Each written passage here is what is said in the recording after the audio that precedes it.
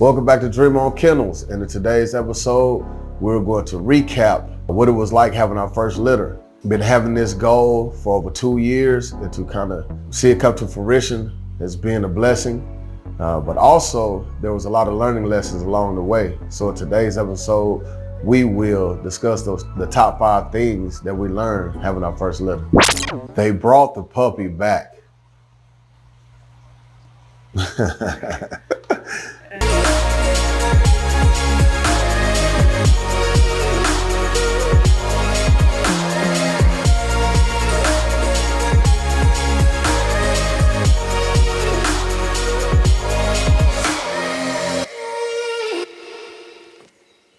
Number 1 on the list, nesting behaviors.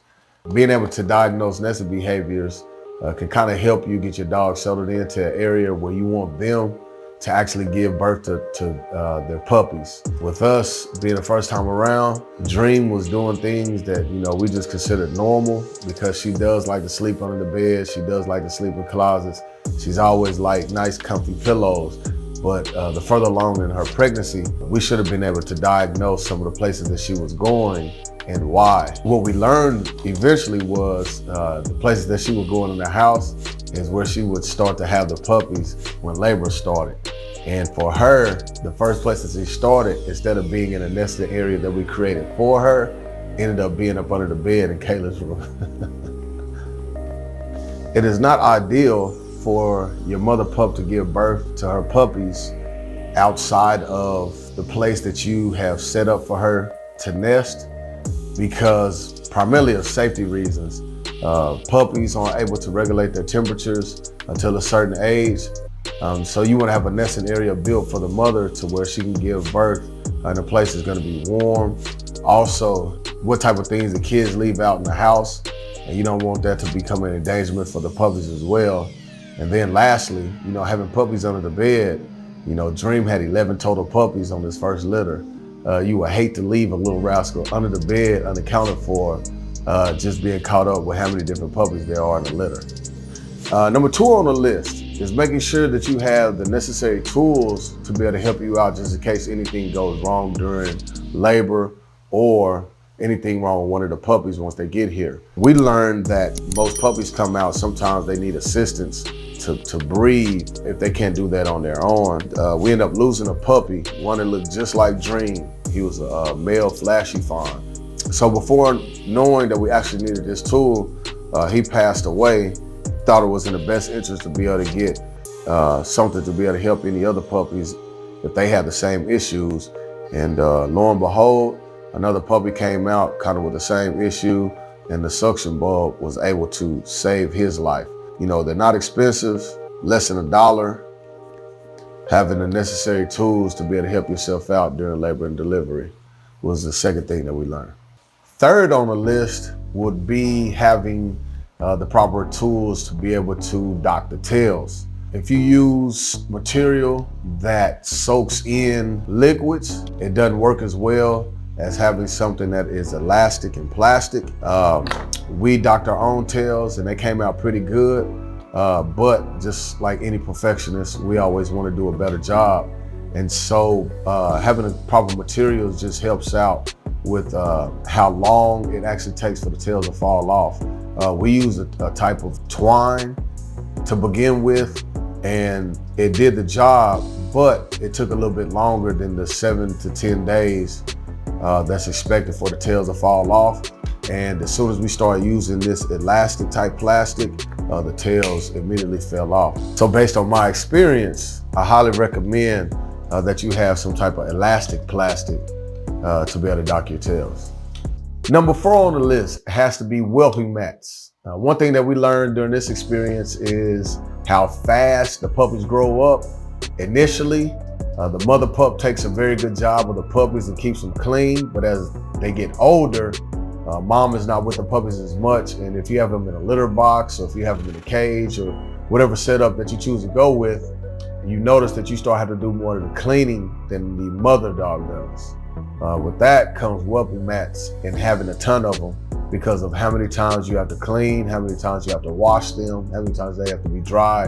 And so Mother Nature always calls, and there's no pause button for when you don't have a whelping mat. So what I learned was 1 whelping mat is not enough, 2 whelping mats is not enough, 3, 4, 5 is not enough.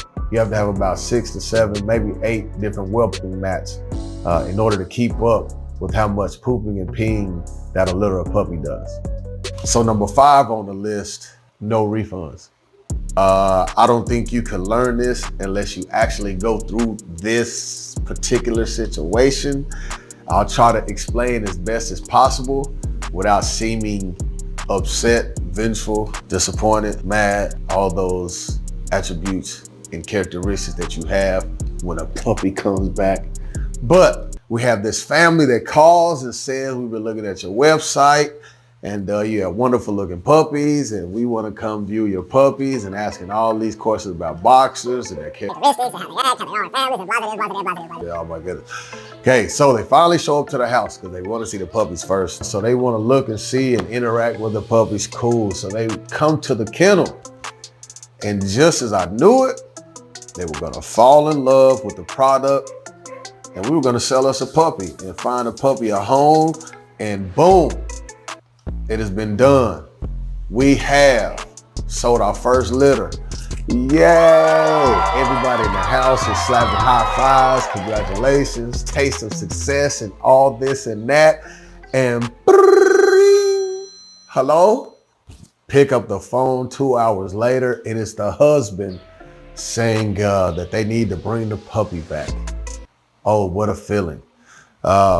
And so we get off the phone. I had to, collect my thoughts because I just couldn't understand how this wife and her kids that just come pick up Polar Bear, how happy they were and just fulfilled when they left, and the smiles and everything. The kids were already attached to the puppy, and getting home 2 hours later and dad has a different story. And so once I collected my thoughts, talked to my significant other about what we should do, and made a phone call to Louisiana to my breeder on what should be done. I came to my thoughts and said, hey, we'll let them bring the puppy back. But we did keep the deposit, for sure that. But we did give them the remainder of the money in return since it was so quick. But one thing that I will change from here on out is that you can return the puppy. We don't return no fettuccine from here on out. Turns out that they had just had a dog pass away. And the same day that they went on the market looking for a replacement dog, they had just put the dog down that they had had for 14 years.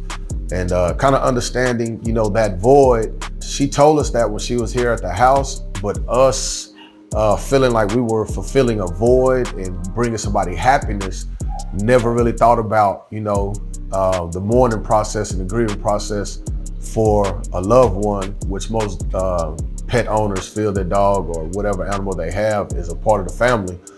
There is a grieving process. And so we were so fixated on making sure that we make this family smile in the time of grieving, and actually didn't give them enough time to grieve, I believe. And that was the reason for them wanting to bring him back. And so because of that, he's here with us now. Polar Bear! What's up with the man? What's up with the man? Yeah, it's the puppy. Yeah, it's the boy. Thank you very much, man. So Polar Bear will be 12 weeks on Tuesday coming up, which is the 18th of January. And he's just been hanging out. Say, I don't feel sorry for them missing out on me. Say, yeah, they missed out on me. Yeah. And so he's still looking for a lovely home to go home to. He is perfectly spoiled here with us until we find him someone. Truth be told, you have some breeders that don't let their dogs go until they're 12 weeks old, just to make sure that they're old enough and strong enough to go on to the next family. And so it's not uncommon or unheard of puppies being 12 weeks or older going to their new home. And so for anyone that is interested in an all-white boxer that is loving, playful, thank you, man. Very smart. I guess you could say a welcome addition to the home. But man, he really does bring delight and joy to our household. Seeing him get bigger and growing has been fun itself. And also, we've all kind of wanted a white boxer, even though now's not the time for us to have one. because we have other aspirations of bringing dogs in to continue to kennel. But this experience has kind of been cool, just seeing how white boxers operate, kind of killing some of the stereotypes and mystiques that white boxers have. And so far, he hasn't been any different than the brindles or the fawns that we have. If anyone is interested in polar bear, he is here. So one thing that we would like to say is that we would much rather have a puppy come back to us than to be in an environment that is not good for them. When we sell our puppies and put people on the waiting list for puppies from our litters, the whole intent is for them to go to homes that can help them reach their maximum potential and live the longest, best life that they could possibly live. So if there's ever a situation where someone cannot provide that for our puppies, it is always best that you do bring them back. So we do want to state that. But I want to ask you a question. How would you have handled the situation? Would you have given the money back? Would you have taken the dog back? How would you have handled the situation of polar bear if it was you and your kennel?